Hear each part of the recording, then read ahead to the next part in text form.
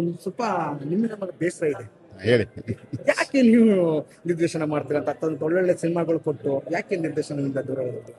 ಏನಾಗದ್ ನಿರ್ದೇಶನ ಸಿನಿಮಾ ಅನ್ನೋದು ಸುಮಾರು ಪರ್ಮಿಟೇಷನ್ ಕಾಂಬಿನೇಷನ್ ಮ್ಯಾಚ್ ಆಗಬೇಕು. ಸೊ ಅಲ್ಲಿ ನಾವು ಕತೆ ತಗೊಂಡು ಹೋದಾಗ ಅದು ಅದ್ರಲ್ಲಿ ಇನ್ವೆಸ್ಟ್ ಮಾಡುವಂತ ನಿರ್ಮಾಪಕರಿಗೆ ಅವ್ರದೇ ಆದಂತ 100 ಇದಿರುತ್ತೆ. ಹೀರೋ ಸಿಗ್ಬೇಕು, ಮಾರ್ಕೆಟ್ ಇಗ್ಬೇಕು, ಇದಾಗಬೇಕು ಅಂತ. ಸೊ ಅದ್ರ ನಡುವೆದಲ್ಲೂ ನಾನು ಮಾಡ್ತಾ ಇದ್ದೀನಿ. ಹಂಗೆ ನೋಡಿದ್ರೆ ನಮ್ಮ ರೇಂಜಿನ ನಿರ್ದೇಶಕರಲ್ಲಿ ಇನ್ನೂ ಸಿನಿಮಾ ಮಾಡ್ತಾ ಇರೋನು ನಾನು ಒಬ್ಬನೇ. ಬಾಕಿಯವರೆಲ್ಲ 1-2 ಸಿನಿಮಾ ಮಾಡ್ಕೊಂಡಿದ್ದಾರೆ. ನಂದು ಇನ್ನೂ ರಿಲೀಸ್ ಆಗದೆ ಇರೋ 3 ಸಿನಿಮಾ ಇದೆ. ಅಂದ್ರೆ ಎಡಿಟ್ ಆಗಿ ನಿಂತಿರುವಂತ ಪೋಸ್ಟ್ ಪ್ರೊಡಕ್ಷನ್ ನಡೀತಾ ಇರೋ 3 ಸಿನಿಮಾ ಇದೆ. ಸೊ ಹಂಗಿದೆ. ಆದರೆ ಇದೇನಾಗಿದೆ, ನಮ್ಮ ರಿಲೀಸ್ ಟೈಮ್ಸ್ಗಳು ಜಾಸ್ತಿ ತಗೊಳ್ಳೋದ್ರಿಂದ, ಆಮೇಲೆ ನಾನು ಫಸ್ಟ್ ಸಿನಿಮಾಗೆ ಎಷ್ಟು ಕಷ್ಟಪಟ್ಟಿದ್ನೋ ಇವಾಗಲೂ ಅಷ್ಟೇ ಕಷ್ಟಪಡಬೇಕಾಗಿರೋ ಅನಿವಾರ್ಯತೆ ಇರೋದ್ರಿಂದ ನಡೀತಾ ಇದೆ ಅಷ್ಟು ಮತ್ತೇನಲ್ಲ. ಸರ್, ನಾನು ಸಿನಿಮಾ ನೋಡೋಕ್ಕೆ ಥಿಯೇಟರ್ ಬರ್ದಿರೋ ಜಾಗದಲ್ಲಿ ನೀವು ನಾಟಕಗಳನ್ನ ಥಿಯೇಟ್ರಿಗೆ ನಾಟಕ ಮಾಡಿ ಥಿಯೇಟ್ರಿಗೆ ಜನ ಕರ್ಸಿದ್ದೀರಾ. ನನಗೂ ಖುಷಿ ಆಗ್ತದೆ ನಾಟಕ ನೋಡಿ. ಈ ಥರ ನಾಟಕಗಳು, ಈ ಥರ ಜನರು ಮನಮುಟ್ಟುವಂಥದ್ದು, ಕೆಲವರು ಬೇಸರ, ಕೆಲವೊಂದು ಫ್ರೀ ಟೈಮಲ್ಲಿ ಜನರು ನಾಟಕಗಳನ್ನ ನೋಡೋಂಥದ್ದು, ಇದ್ರ ಬಗ್ಗೆ ಹೇಳೋದಂದ್ರೆ? ಇಲ್ಲ, ರಂಗಭೂಮಿಗೆ ಮೊದಲಿಂದಲೂ ಒಂದು ಆಡಿಯನ್ಸ್ ಇದ್ದೇ ಇದ್ದಾರೆ. ಅದರದ್ದು ಪ್ರಮಾಣ ಸಮಸ್ಯೆ ಏನು ಅಂತ ಹೇಳಿದ್ರೆ ಅದಕ್ಕೆ ಕಾಂಪಿಟೇಟರ್ ಜಾಸ್ತಿ ಇದೆ. ಆಮೇಲೆ ರಂಗಭೂಮಿನ ನೀವು ತುಂಬಾ ಶ್ರದ್ಧೆ ಅಂಡ್ ಡೆಡಿಕೇಶನ್, ಈಗ ನೀವು ನಮ್ಮ ಕಡೆ ಎಲ್ಲ ದೇವ್ರ ಕಾರ್ಯ ಅಂತ ಹೇಳ್ಕೊಂಡು ಒಂದು ಪದ ಬಳಸ್ತಾರೆ, ಅದನ್ನ ಪ್ರಾಫಿಟಿಗೆ ಮಾಡೋಕ್ಕಾಗಲ್ಲ ಅಂತ ಹೇಳ್ತಿರ್ತಾರೆ. ಸೊ ಹಂಗಾಗಿ ರಂಗಭೂಮಿ ಕೆಲಸ ಮಾಡಬೇಕಾದ್ರೆ ಪ್ರಾಫಿಟ್ ಓರಿಯೆಂಟೇಷನ್ ಇಲ್ಲದೆ ಮಾಡಬೇಕಾಗತ್ತೆ.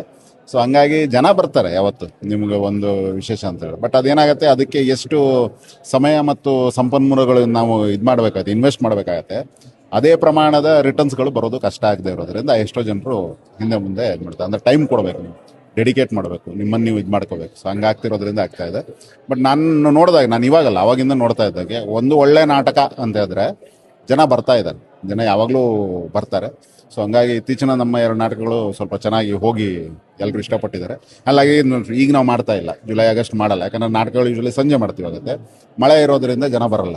ಸೊ ಹಂಗೆ 2-3 ತಿಂಗಳು ನಾವು ಒಂಥರ ಅನಿವಾರ್ಯ, ಒಂಥರ ರೈತರ ಥರನೇ ನಾವು ಈ ಪ್ರಕೃತಿ ಮೇಲೆ ಡಿಪೆಂಡ್ ಆಗಿರುತ್ತೆ, ಸರ್ಕಾರದ ಇದ್ರ ಮೇಲೆ ಡಿಪೆಂಡ್ ಆಗಿರುತ್ತೆ. ಸೊ ಅದರಲ್ಲೆಲ್ಲ ನೋಡ್ಕೊಂಡು ನಾವು ಮಾಡಬೇಕಾಗಿರುತ್ತೆ. ಸೊ ಹಂಗೆ ನಡ್ಕೊಂಡು ಬರ್ತಾ ಇದೆ. ಆಮೇಲೆ ನನಗೇನು ಅಂತ ಹೇಳಿದ್ರೆ, ಅದೊಂಥರದ ರಿಫಿಲ್ಮೆಂಟ್, ಒಂಥರ ರೆಪ್ಲೆನಿಶ್ ಅಂತ ಇಂಗ್ಲೀಷ್ ಒಂದು ಪದ ಇದೆ. ಅಂದರೆ ಅಲ್ಲಿ ಖಾಲಿ ಆದ್ರಲ್ಲಿ ಹೋಗ್ಕೊಂಡು ವಾಪಸ್ ತುಂಬ್ಕೊಬಿಡ್ತೀವಿ. ಸೊ ಈ ತುಂಬಿಕೊಳ್ಳುವಿಕೆಯ ಪ್ರಕ್ರಿಯೆ ಇದೆಯಲ್ಲ, ಅದು ನನಗೆ ರಂಗಭೂಮಿಯಿಂದಲೇ ಸಿಗೋದ್ರಿಂದ ನಾನು ಇವತ್ತಿಗೂ ಅದ್ರ ಜೊತೆ ನಂಟನ್ನು ಇಟ್ಕೊಂಡಿದ್ದೀನಿ. ಸರ್, ನಿರ್ದೇಶಕರು ಅಂದ್ರೆ ಬರೀ ಸಾಮಾನ್ಯ ನಿರ್ದೇಶಕರು ಅಂತ ಅಲ್ಲ, ಅವರೊಂಥರ ಕವಿಗಳು, ಅವ್ರ ಕನಸುಗಳು ತುಂಬಾನೇ ಇರುತ್ತೆ. ನಿಮ್ಮ ಕನಸು, ನಿಮ್ಮ ಮುಂದಿನ ದಿನಗಳಲ್ಲಿ ನಿಮ್ಮ ಕನಸು, ನಿಮ್ಮ ನಿರ್ದೇಶಕನಿರುವಂಥ ಒಂದು ತಲೆಯಲ್ಲಿ ಆಲೋಚನೆಗಳು ಏನೆಲ್ಲ ಇದೆ ಪ್ರೇಕ್ಷಕರಿಗೆ? ನಾನು ಒಬ್ಬ ಅಭಿಮಾನಿಯೇ ಕೇಳ್ತಾ ಇದ್ದೀನಿ. ಇದೇ ಸುಮಾರು ಪ್ರಾಜೆಕ್ಟ್ಸ್ಗಳು ಮಾಡಬೇಕು ಅಂತ ಹೇಳ್ಕೊಂಡು ಕನಸು ಈಡೇರದಿರೋ ಕನಸುಗಳು ಸುಮಾರು ಇವೆ. ಆದರೆ ಈಗೇನಾಗಿದೆ ಅಂತ ಹೇಳಿದ್ರೆ, ಅದೀಗ ಮಾರ್ಕೆಟಿನ ಭಯ ಇರೋದ್ರಿಂದ ಎಷ್ಟೋ ಜನರು ಹೊಸ ಥರದ ಅಥವಾ ಬೇರೆ ಥರದ ಸಿನಿಮಾಗಳಿಗೆ ಇನ್ವೆಸ್ಟ್ ಮಾಡೋಕ್ಕೆ ಹಿಂದೆ ಮುಂದೆ ನೋಡ್ತಾರೆ. ಅದೇ ಈಗ ನೋಡಿ, ನಾವು ಸೆಟಲೈಟ್ಸ್ ಬಗ್ಗೆ ಮಾತಾಡೋದಾದ್ರೆ, ಇಲ್ಲಿ ನಾಯಕ ನಟನೆ ಆ ಒಂದು ಇದನ್ನ ಚಾಲೆಂಜನ್ನು ತಗೊಂಡು ನಾನು ಮಾಡಿ ತೋರಿಸ್ತೀನಿ ಅಂತ ಬಂದಿರೋದಕ್ಕೆ ಈ ಸಿನಿಮಾ ಆಗ್ತಾ ಇದೆ.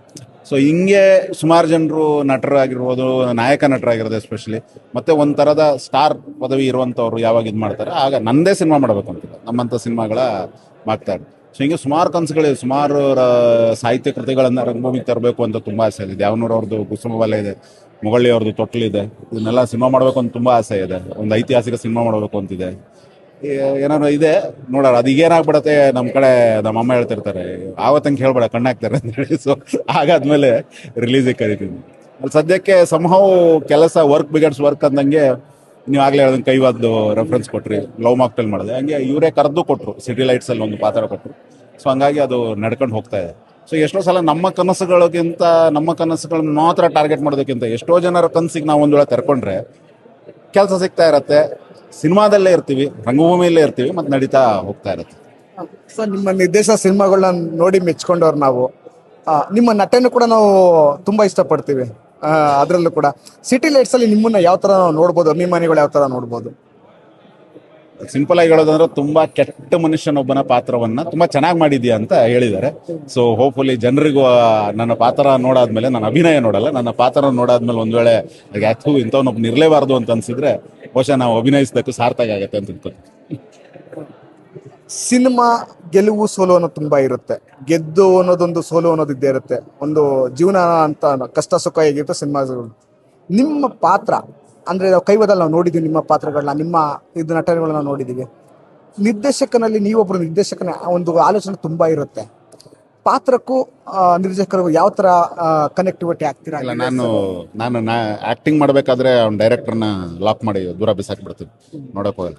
2000 ಬೀದಿ ನಾಟಕನ ಮಾಡಿದ್ದೀನಲ್ಲ, ಸೊ ಸ್ವಲ್ಪ ನಟನೆಯನ್ನ ಕಂಪ್ಲೀಟ್ ಆಗಿ ನಟನೆಯ ಪಾಯಿಂಟ್ ಆಫ್ ವ್ಯೂಯಿಂದನೇ ನೋಡಬೇಕು. ನಟನೆ ಏನಾಗುತ್ತೆ, ಒಂದು ಫೋಕಸ್ ಪಾಯಿಂಟ್ ಅಲ್ಲೇ ಇರುತ್ತೆ. ಇದು ಬಿಟ್ಟರೆ ಇನ್ನೇನು ಕಾಣಿಸ್ಬೇಕು. ನಿರ್ದೇಶನಗಿಲ್ಲ, ಅದೊಂಥರ ಬರ್ಡ್ ವ್ಯೂ ಥರ ಎಲ್ಲವನ್ನ ಗಮನಿಸ್ತಾ ಇರ್ಬೇಕಾದ್ರೆ ಅದೆರಡು ಮಿಕ್ಸ್ ಮಾಡೋದು ತುಂಬಾ ಕಷ್ಟ ನನಗೆ. ಬೇರೆಯವ್ರದ್ದು ಎಲ್ಲ ಟ್ಯಾಲೆಂಟ್ ಇರ್ಬೋದು ನನಗೆ. ಸೊ ನಾನು ಆ್ಯಕ್ಟ್ ಮಾಡ್ಬೇಕು, ಬರೀ ಆ್ಯಕ್ಟ್ ಮಾಡ್ತಾ ಇರ್ತೀನಿ. ಡೈರೆಕ್ಷನ್ ಮಾಡ್ಬೇಕಾದ್ರೆ ಬರೀ ಡೈರೆಕ್ಟ್ ಮಾಡ್ತಾ ಇರ್ತೀನಿ. ಮತ್ತೆ ವೆನ್ ಯು ಆರ್ ಲಕ್ಕಿ ಅಲ್ವಾ, ಲೈಕ್ ಈಗ ಇದೇ ಸಿನಿಮಾ ನೋಡೋದು ವಿಜಯ್ ಸರ್ ಅಂತ, ನಿಮ್ಗೆ ಹೆಚ್ಚು ತಲೆ ಕೆಡಿಸ್ಕೊಳ್ಳೋ ಅವಶ್ಯಕತೆ ಇಲ್ಲ. ನೀವು ನಿಮ್ಮ ಎಕ್ಸ್ಪೀರಿಯನ್ಸ್ ಒಂದು ಬ್ಯಾಕ್ ಮಾಡಬೇಕಾಗತ್ತೆ, ಅಧ್ಯಯನವನ್ನು ಬ್ಯಾಕ್ ಮಾಡಬೇಕಾಗತ್ತೆ. ಅವ್ರು ಹೇಳೋದಷ್ಟು ಮಾಡಿಬಿಟ್ರೆ ಸಾಕು, ಅದು ಆಗ್ಬಿಡುತ್ತೆ.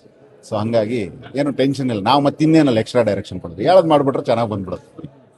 ಇನ್ನೊಂದು ನಿಮಿಷ ಸರ್, ವಿಜಯ್ ಸರ್ ಸಾಕಷ್ಟು ಹೊಸ ಕಲಾವಿದರು. ನಾನು ಅನ್ಕೊಂಡೆ, ಈಗ ನಾನು ಸಾಂಗ್ ನೋಡ್ಬಿಟ್ಟು ಅನ್ಕೊಂಡೆ ವಿಜಯ್ ಸರ್ಗೆ ಯಾರು ಕಣ್ಣು ಬೀಳಬಾರ್ದು ಅನ್ಸ್ಬಿಡ್ತು ನನಗೆ. ಯಾಕಂದ್ರೆ ಯಾರನ್ನ ಯಾವಾಗ ಯಾವ ಪಾತ್ರ ಕೊಟ್ಟು ಏನ್ ಸ್ಟಾರ್ ಮಾಡ್ಬಿಡ್ತಾರೋ ಅನ್ನೋದು ನನಗೆ ಗೊತ್ತಿರಲ್ಲ. ವಿಜಯ್ ಸರ್ಗೆ ಕಣ್ಣು ಬೀಳಬಾರ್ದು, ಬಿದ್ರೆ ಏನಾಗುತ್ತೆ? ಇಲ್ಲಪ್ಪ, ಅದು ಕಣ್ಣು ಬೀಳಬಾರದು ಅನ್ನೋದಕ್ಕಿಂತ ಏನಾಗತ್ತೆ ಅಂತ ಹೇಳಿದ್ರೆ, ಅಂಥವ್ರ ಕಣ್ಣು ಬಿದ್ದಾಗ್ಲೇನೆ ನಿಮಗೆ ಈ ಅರಣ್ಯ ಪುಷ್ಪ ಅಂತಿದೆ, ಮತ್ತೆ ಅರಣ್ಯ ರೋದನೆ ಅನ್ನೋದು ಇದೆ.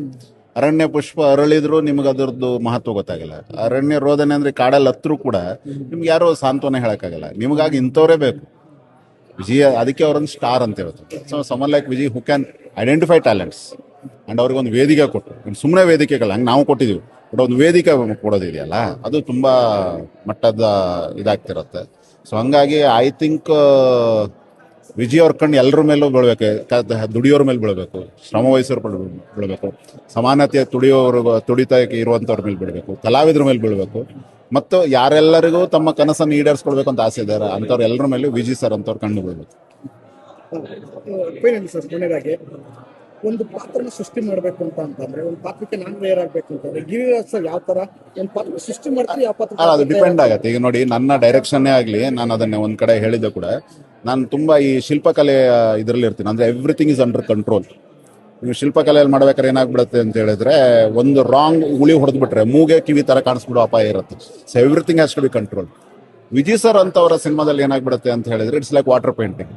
ಅಲ್ಲಿ ಬಣ್ಣ, ನೀರು, ಕಾಗದ, ಬಟ್ಟೆ ಯಾವುದ್ರ ಮೇಲೆ ಇದೆಯೋ ಅದ್ರ ಹೊಸ ಬಣ್ಣನೇ ಬರುತ್ತೆ. So it can never be like, ಈಗ ನಮ್ಮ ಇದರಲ್ಲಿ ಯಾರೇ ಬಂದರೂ ಹಾಗೆ ಮಾಡಬೇಕು ಅಂತ ನಾವು ಇನ್ಸಿಸ್ಟ್ ಮಾಡ್ಕೊಂಡು ಮಾಡ್ತಾ ಇರ್ತೀವಿ. ಇದನ್ನು ಅರ್ಥ ಮಾಡ್ಕೊಳ್ಬೇಕಾಗತ್ತೆ ನಾವು. ಈಗ ನಾನೇನೋ ಕಲ್ತು ಬಿಟ್ಟಿದ್ದೀನಿ ಅಂತ ಹೇಳ್ಕೊಂಡು ಇಲ್ಲಿ ಬಂದರೆ ಅದು ವರ್ಕ್ ಆಗಲ್ಲ.